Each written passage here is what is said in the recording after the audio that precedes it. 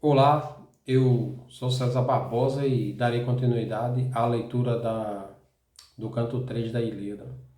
E hoje eu lerei do verso 111 ao 260. O, aqui, só para contextualizar, Menelau acabou de fazer um discurso, né, dele, a questão do desafio entre Paris e Menelau pela mão de Helena e pelos tesouros, né? Então, leamos nós. Isso disse ele, os aqueus e os troianos alegres ficaram, pela certeza de verem concluída a campanha funesta. Estão ali, né, há mais de 10 anos de guerra, nem os gregos nem os troianos não aguentam mais aquela guerra. Os carros todos em fila puseram, depois apiando-se, desembarcando, né, dos carros, dos cavalos, descendo dos cavalos, e as armaduras despindo, de encontro ao chão duro as deixaram, umas bem perto das outras, que exíguo era o espaço entre todas. Era um espaço pequeno, né? Exíguo significa pequeno. Dois mensageiros Heitor mandou logo à cidade de Troia, para que a primo fossem chamar e os cordeiros trouxessem. Os cordeiros era para fazer o sacrifício, o juramento com relação ao resultado do combate. Por sua vez, o potente Agamemnon incumbe a Taltíbio, de outro cordeiro trazido do navio de casco anegrado. Como eu já disse anteriormente, né, casco anegrado, porque eles utilizavam um material escuro, preto, para impermeabilizar os navios, né, na parte externa. Normalmente piche, alcatrão e até, às vezes, cera de abelha. Executado foi logo o mandado do atrida Agamemnon. Íris a Helena, de braços bonitos, foi dar a notícia. Íris é a deusa mensageira. Ela é responsável, ela é a ponte de comunicação entre o céu e a terra, vice-versa, né? Então, Íris que vai lá levar essa mensagem para Helena. E ele diz aqui, né? Íris a Helena, de braços bonitos, foi dar a notícia. Braços bonitos. Helena, ela está sempre ligada à beleza, bem como Paris. Tendo assumido as feições de cunhada, Laódice esposa do grande chefe Helicaune, filho do justo Antenor, a mais formosa e elegante entre todas as filhas de Príamo, foi encontrá-la na sala, sentada no tear, quando um duplo manto tecia de púrpura. Nele bordava os combates. Púrpura era a cor da nobreza, que os picadores troianos e aqueus, de couraça de bronze. Veja que os gregos estão sempre ligados à armadura de bronze, né? Que quer dizer, os gregos utilizavam armaduras de bronze. Sempre quando mencionam os gregos, por regra, ele fala em couraça de bronze, vestidos de bronze. Por sua causa, travavam sob o ímpeto de Ares violento. Ares violento, né? Quer dizer, eles lutavam, guerreavam por Helena, né? O ímpeto de Ares violento, Ares o deus da guerra. Aproximando-se-lhe Íris de pés muito velozes, lhe fala, Íris de pés muito velozes. Para passar a mensagem tem que chegar rápida, né? Então, pés velozes, rápida, e sem falar que essa característica esse epíteto de pés velozes, pés rápidos pés, como muitas vezes dados para Aquiles, é a questão de uma característica divina, né? Os deuses eram representados pelos gregos por planetas, né? Os planetas eles correm na órbita celeste, né? São seres errantes. Vem, cara filha, também contemplar as proezas magníficas dos picadores troianos e aqueus de couraça de bronze. Veja, mais uma vez destacando a questão da armadura, né, dos gregos. Eles que até este momento, na vasta planície, pelo ímpeto de Ares lutuoso, cuidavam somente de pugnas lutuosas, pugnas de lutas, né? Ora se encontram calados, firmados nos grandes escudos, as lanças se acham no solo espetadas, a guerra está finda. Somente Paris e o herói Menelau, de Ares forte discípulo, vão por tua causa lutar, de astas firmes e longas munidos.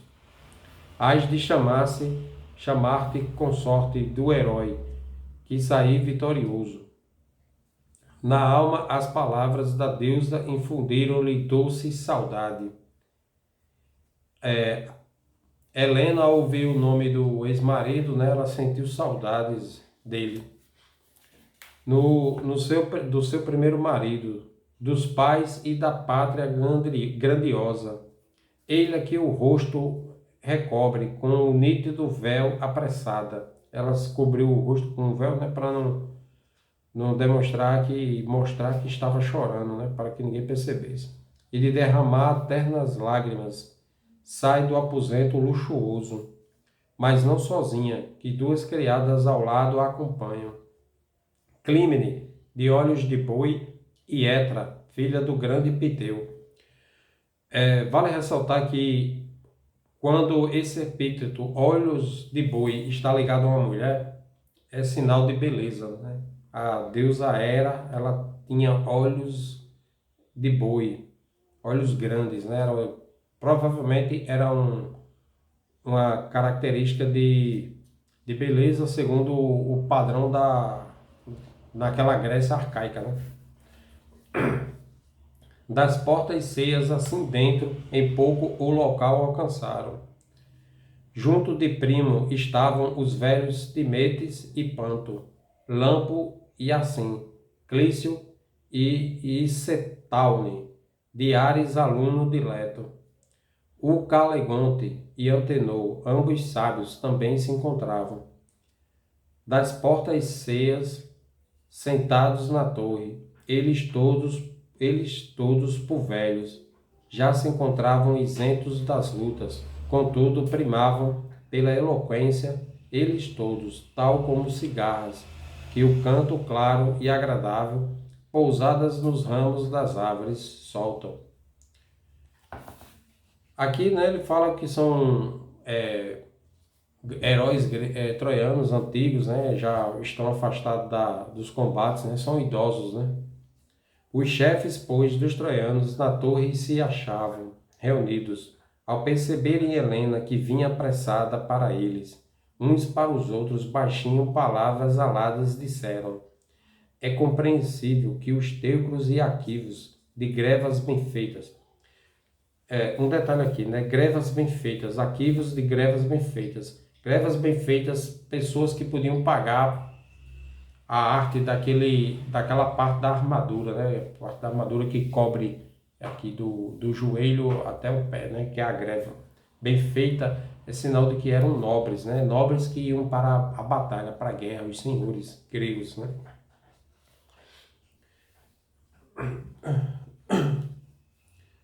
É compreensível que os teucros e aquivos de grevas bem feitas por tal mulher tanto tempo suportem tão grandes canseiras. Tem-se realmente a impressão de uma deusa imortal está vendo, mas ainda assim, por mais bela que seja, de novo reembarque, não venha a ser em futuro motivo da ruína dos nossos. Ele fala aqui, né, que entende porque os gregos estão ali lutando por mais de 9 anos por Helena, porque ela é uma beleza de uma deusa, mas que mesmo assim, se for pela ruína de Troia, que ela embarque no navio e volte para casa. Isso diziam, mas Primo a Helena chamou em voz alta: vem, minha filha, aqui mesmo, bem perto de mim, vem sentar-te, porque o primeiro marido, os parentes e amigos revejas.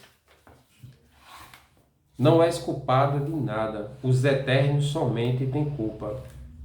Veja que ele, primo, ele diz para Helena que a culpa da guerra não é dela, e sim dos eternos. Quem são os eternos? Os deuses, né? Porque os deuses que estão por trás daquela guerra. E aqui cai lá no pomo da discórdia, né? No banquete do casamento da deusa Tétis, não convidaram a deusa Ares, que é a deusa da discórdia, e ela chegou lá no banquete com uma maçã dourada com a mensagem para entregar para a mais bela, né? E as três deusas, Hera, Atena e Afrodite, reivindicaram o pomo, né? Zeus não quis criar problema com nenhuma delas, né? Tendo que escolher uma, passou o julgamento para Paris. E Paris que escolheu Afrodite. Afrodite ofereceu a mulher mais bonita do mundo, que era Helena. Então a guerra de Troia, o tempo todo, os deuses estão envolvidos nos bastidores dela. Não és culpada de nada, os eternos somente têm culpa, que nos mandaram a guerra dos fortes aqueus lacrimosa. Vem revelar-me quem seja aquele homem de aspecto imponente, como se chama esse acaio, tão belo e de tão alta e de tal corpulência. Outros heróis evidente, mais altos do que ele percebo, mas os meus olhos jamais admiraram tão belo conspecto. Nem majestade tão grande, assemelha-se, é fato, a um monarca.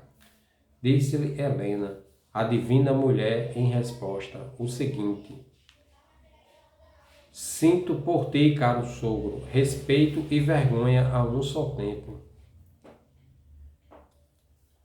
Bem melhor fora se a morte terrível me houvesse levado, antes de haver consentido em seguir o teu filho, deixando o lar e o esposo, minha única filha, e as gentis companheiras. Mas não devia, assim, ser essa a causa de todo o meu choro.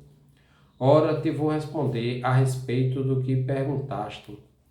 Esse é Agamemnon, rei poderoso, de Atreu descendente, tão grande rei, chefe de homens, com forte e notável guerreiro.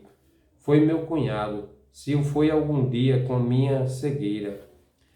A essas palavras o velho admirado lhe disse em resposta: ó venturoso Agamemnon, filho dileto dos deuses, que sobre tantos guerreiros lacaios o mando exercitas.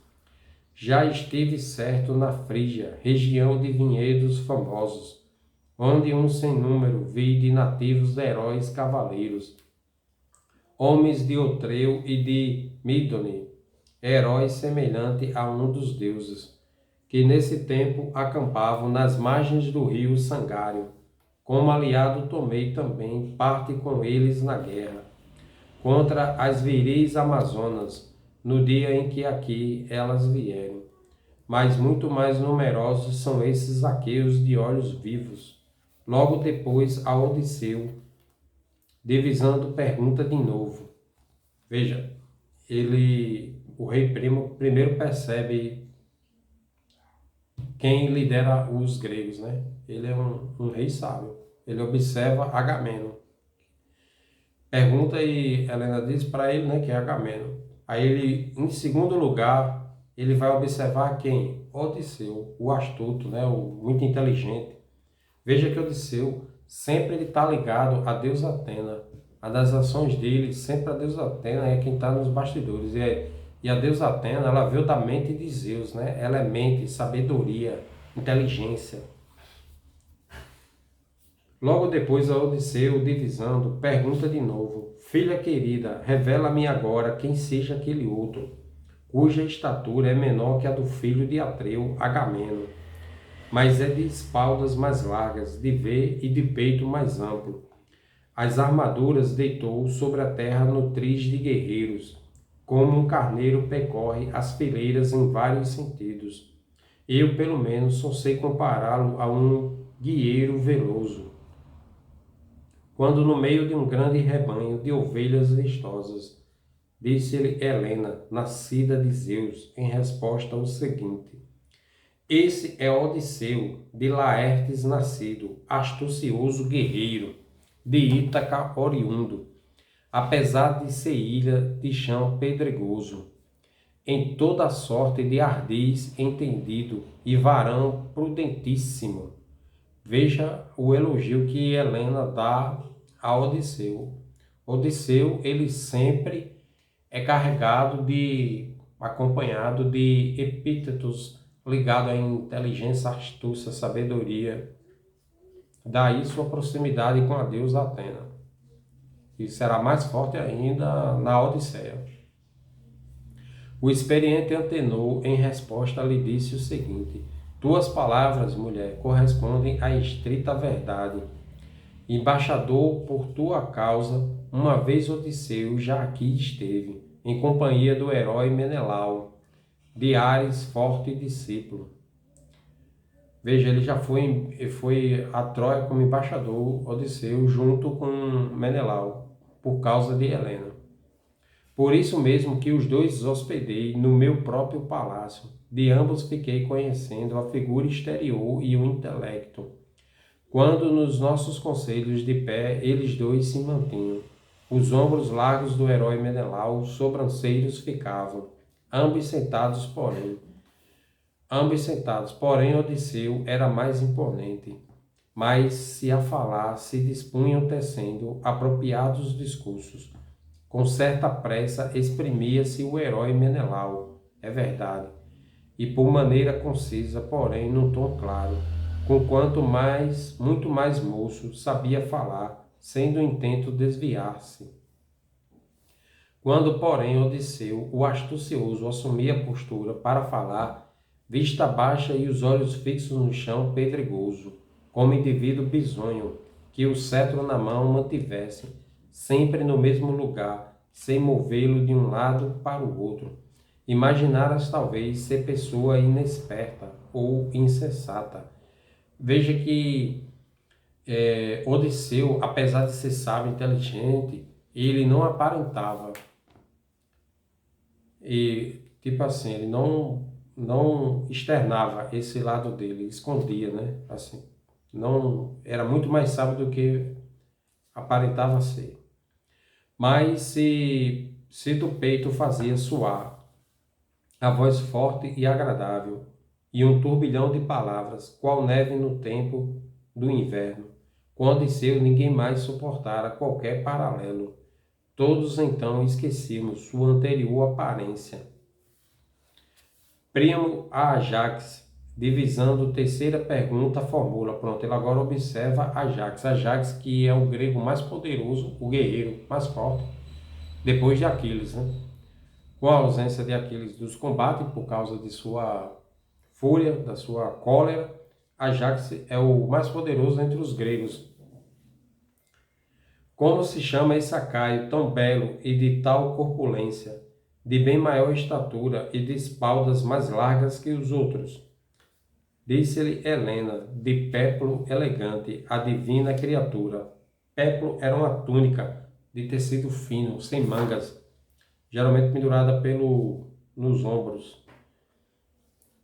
Esse é o baluarte dos homens aquivos, Ajax, o gigante, e Domeneu, do outro lado diviso, qual um dos eternos entre os cretenses, cercado por todos os chefes de Creta.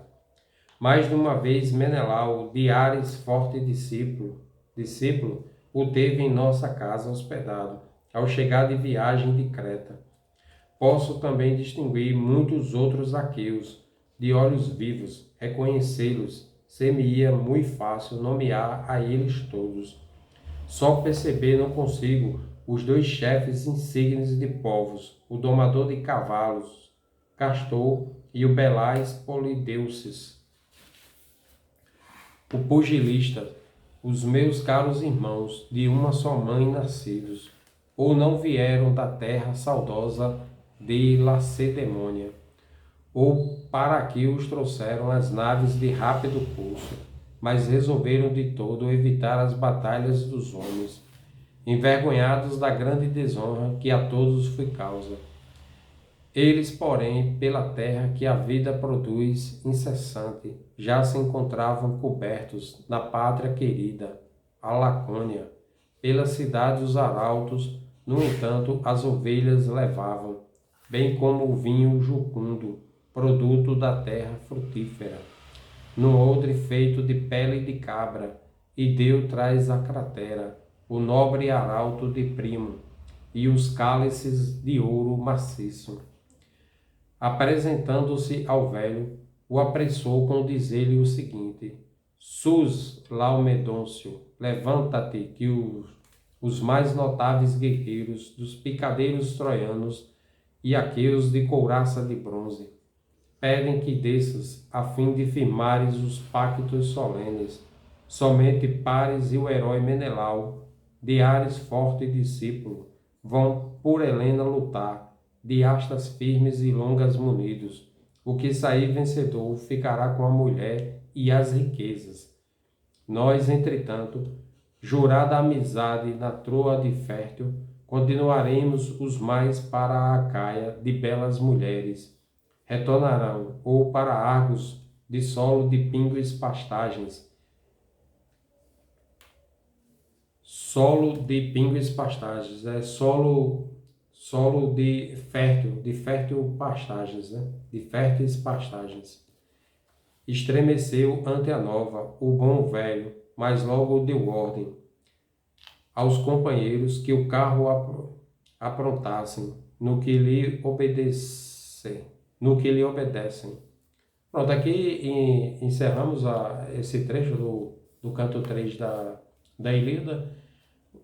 Vou registrar somente aqui que, com relação a Helena, Heródoto disse que ouviu dos sacerdotes egípcios que Paris, quando raptou Helena, ele teria desviado o curso da viagem para o Egito e também ele não tinha levado só Helena, tinha levado os tesouros também, e lá confiscaram Helena e os tesouros.